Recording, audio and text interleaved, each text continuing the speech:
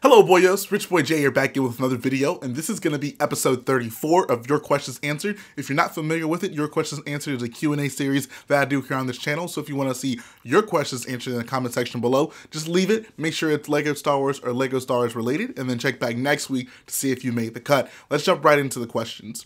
First question comes from Tan Bricks. He says, what is your favorite season of the Clone Wars? My favorite season of the Clone Wars is by far Season 5. The Ahsoka arc, I think, is the best arc in all of the Clone Wars, so I think that alone gives the Season 5 a pretty big heads up over all the other seasons. And then there are some other really good components of this season as well. The whole arc with Satine and her getting killed by Darth Maul was very poignant, and like I really felt for Obi-Wan. That's probably the most I felt connected to Obi-Wan as a character in the prequel era, so I definitely like that. I wasn't really a big fan of the droid arc, however, whenever they find Gregor on Abafar, I really did like that a lot, so I thought that was pretty cool. Other than that, I actually did quite like the arc where they take the little kids to Ilum. I thought it was a cool like Jedi adventure type of story. It did get a little out of hand whenever they went to Florham, I think, but all in all, like Season 5 was just so fantastic to me.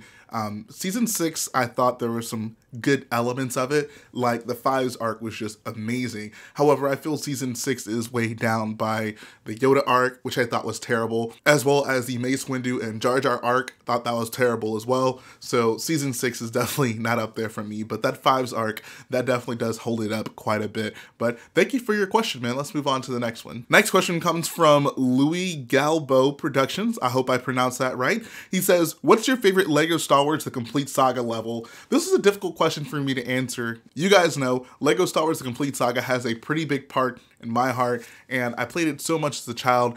But if I had to say what's my favorite level, and I don't even think it's necessarily like the best technical level, but it's certainly the most fun one to play. It has to be the first level in episode 3 where you're flying in your Jedi Interceptor over Coruscant. I really did like that level. It's so fun to play because you basically just get to fly around and button mash the lasers and try to shoot down all the various objects that are flying across the screen. It's very visually appealing as a level, and it's just fun to play all around.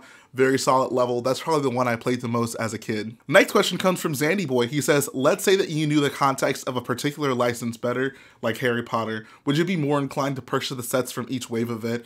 I mean, I guess, but here's the thing. A lot of people have been commenting and saying like, oh, like, why don't you have more of other themes? Or like, do you just not like other themes at all? And I mean, I do. Like, I have a whole shelf right there that's completely stuff that's not Star Wars. I know, like, in the grand scheme of things, it doesn't seem like a lot, but for me, it is a lot. Whenever I buy a Lego set, it's a trade-off, right? It's like, you know, I can buy this or I can buy something else. So me as a primarily Star Wars builder and a huge Star Wars fan, most of the sets I buy are going to be Star Wars. And I mean, there are other things that I may venture into, like sometimes I'll buy superhero sets and I don't know, like some other like CMF stuff I'll also pick up if it looks cool to me. But for the most part, it's a trade-off. It's like, okay, like, does this mean enough to me to like not buy a Star Wars set in place of it? And you guys know how much I love Star Wars. So that's kind of my thought process when going through it. The one thing that I faithfully collect outside of Star Wars is definitely the modular series. I'm actually a big fan of Lego cities in general. Outside of Star Wars MOCs, the only really large-scale Lego MOC that I would do is a big Lego city. So some point down the line, I would love to do that.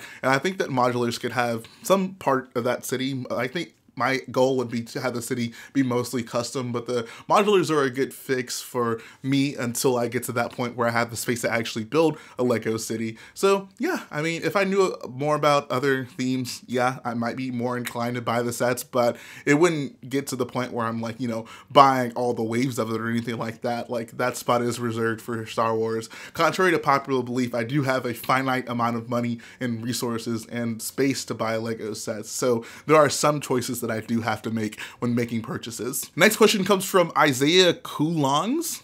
I hope I pronounced that right. He says, are there any minifigures that you bought at a convention, i.e. Comic Cons, Brick Fair, that you regret buying, any that you think were a steal? Now, this question is interesting because I actually don't really buy many things at conventions, and there's two reasons for it. The first reason is because usually when I go to a convention, I've been preparing for a mock leading up to that, and I basically have no extra money to spend on other Lego because all of it has been poured into the mock, getting last minute things prepared for it to display at a convention. So that's probably the biggest motivating factor for why in my past I just really haven't bought very many things at conventions. The second thing is really just because conventions don't have the best deals. You're probably gonna find better deals if you just look hard enough on like Bricklink or eBay like that. The novelty of conventions is that all the stuff is right there and you get the instant gratification of paying for it and immediately getting it and not having to like wait for shipping, and also just seeing rare sets that you really normally wouldn't see in person. So that's kind of the appeal of buying stuff at conventions for me. It's more of like an impulse thing. I think most people would agree you're gonna find most of your best deals not at conventions, which is totally fine because you don't have to pay shipping there. You can see it, you can inspect it and know like, oh, this is good quality stuff. The box is in good condition and you don't have to wait for it. So there are obviously various pros to buying stuff at conventions, but for me, I'd rather really just buy stuff on Bricklink. In regards to like a good deal that I've gotten at a convention, really the one minifigure I can think of that I bought was, I bought a light up Mace Windu at, what was it, Brick World, Michigan a few years ago. And I paid like 10 bucks for it, which was actually quite a good price for me. The battery wasn't working, but I mean, that's replaceable. The figure itself though usually runs a lot more than $10. So I thought that was a pretty good pickup. And the only other figure I can remember buying, I bought like the Clone Wars Count Dooku for like $2 or $3. That one, I mean, I wish I would have thought a little bit more about it because it didn't come with this chrome curved lightsaber hilt. So I don't know, maybe I kind of regret that one. If I was going to buy it now, I want to buy it with the weapon because obviously that's a custom piece I want. I want Count Dooku's custom hilt, but I mean, for the most part, like I don't really buy too many things at conventions. Next question comes from Yehuda Halleckman. He says, do you want to make alternate builds like Brick Bros UK? I enjoy that series and I'll be interested to see all kinds of different YouTubers' ideas. Maybe you can make a contest, maybe you and Menard the Brick Wiz and Just Too Good. That would be one heck of a contest and combination of YouTubers. But in regards to alternate builds, and I've really put this in here because I wanted to talk about the idea of alternate builds and really just how I don't really care for them. Like, I find it very limiting. For most people, they'll see alternate builds as getting, I guess, more value out of your set. But for me, as someone who builds so many mocks, me just building a set is already like a big commitment, right? I've already said I appreciate the Lego version of this enough to build it and keep it in my collection and not want a mock out of it. Most of the time I'm gonna want a mock out of it because it'll look better and it'll have more detail and it'll look better in a large scale mock that I might do down the line with it. So for me, it's already a pretty big commitment for me to build a Lego set and to keep it around built in my collection. So for me to also commit to like an alternate build, it's just really not something that I'm interested in. I knew this isn't very good and I could probably save a little bit more money if I didn't do this, but for the most part, I'm not someone who really builds from my collection. Like, if I need a part, I'm gonna buy it. I'm not gonna try to find a substitute in my collection if I know that like this new part would look a lot better for whatever I'm trying to accomplish. So for me to take a set and say, oh, I'm just gonna build what's in that set, that just feels incredibly limiting to me as a builder. I know there's other talented people out there who see that as a challenge and would want to try to see what they can do with a given amount of pieces, but that's really just not something that I'm interested in. So you guys probably should not expect me to do alternate builds down the line in my channel. Next question comes from Elisa Page 484. He says, how do Lego leaks happen? Do people steal Lego from the factories, take blurry photos of them on purpose, or what? Does Lego try to prevent leaking at all? Also, have you played Star Wars Republic Commando? I'm pretty sure that Lego has certain measures in their factories to make sure things like this don't happen, but from what I've seen, it's mostly like people stealing minifigures from factories, people sneaking photos from factories, and they end up getting leaked. The other actual big thing that happens for sets is Lego has meetings with distributors and they basically have to like have a catalog where they sell their new products. For example, Lego would, meet with Walmart and say, okay, this is our catalog of new sets coming out. We're gonna encourage you to buy this, this, and this. And that's kind of how Lego gets their stuff on the shelves. That's how they make a lot of money from those big time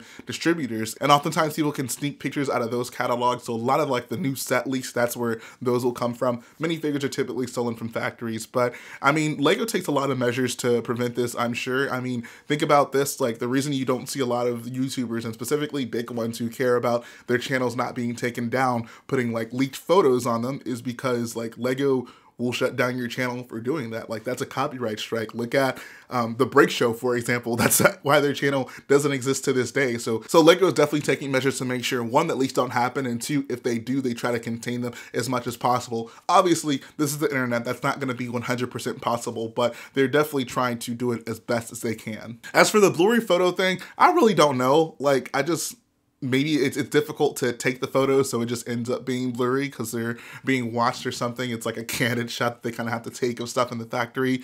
Outside of that, yes, have I played Republic Commando? Yes, I did. I played it at a friend's house when I was younger. It was really difficult. I was no good at it. I would probably like to take a shot at it sometime down the line, but it's a pretty cool game. I like the concept. I like, you know, you running around as an elite squadron of clones doing special missions. I thought that was pretty cool. It's a very difficult game. Next question comes from Noah Krajnik. He says, assuming that LEGO keeps the Star Wars license for that long, do you think LEGO would do sequel trilogy sets for their 40th anniversary, or do you think they'd stick to original trilogy and prequels? That's actually a really good question. And I mean, 40th anniversary would be what, 20 years from now? I mean, I guess it would make sense for them to be doing sequel sets in there. That's like a lot of Star Wars content over that period of time. Who knows like what the state of Star Wars will even be at that time, but I think it would certainly make sense. At that point, the sequels would be considered like old, maybe classic Star Wars, like a part of the prequels and originals even. So I could see it happening. I mean, right now we have a pretty decent mix for our 20th anniversary sets of original trilogy stuff and prequel stuff. Yeah, I think that would make sense. Like for the 20th anniversary sets we have coming out, there's a pretty decent mixture of prequel sets and original trilogy sets. So I could see them down the line for the 40th anniversary mixing in some sequel stuff into there, and maybe even some of the like spin-off stuff, and probably even like other stuff that hasn't even been released yet into that wave, depending on, you know, how popular it ends up being. So the 40th anniversary of LEGO Star Wars will definitely be interesting. Let's hope LEGO is still thriving and Star Wars is still thriving whenever we get to that point. Next question comes from Sinister Creed. He says, Jalen, what would you be if you were in the Star Wars universe? A Jedi, a bounty hunter, or a normal guy going about their day? I think the Star Wars universe is a general dangerous place. Like, people end up getting killed pretty easily, it seems. So I would want to, like, the safest life possible. So I'd probably just be some normal guy going about my day. You know, nothing too dangerous. I'd want to live on a relatively safe planet. I'm not really sure what that would be at this point, but I would just try to stay away from the trouble. I would definitely stay away from the Jedi because they bring trouble wherever they go. Live a long, decent life without being tragically killed. Next question, and the final question, comes from Bombad Qui-Gungan. That's such a wonderful name. He says, if you didn't like that last question, Jay, I'm sincerely sorry, but here's a backup. I don't even know what the last question was.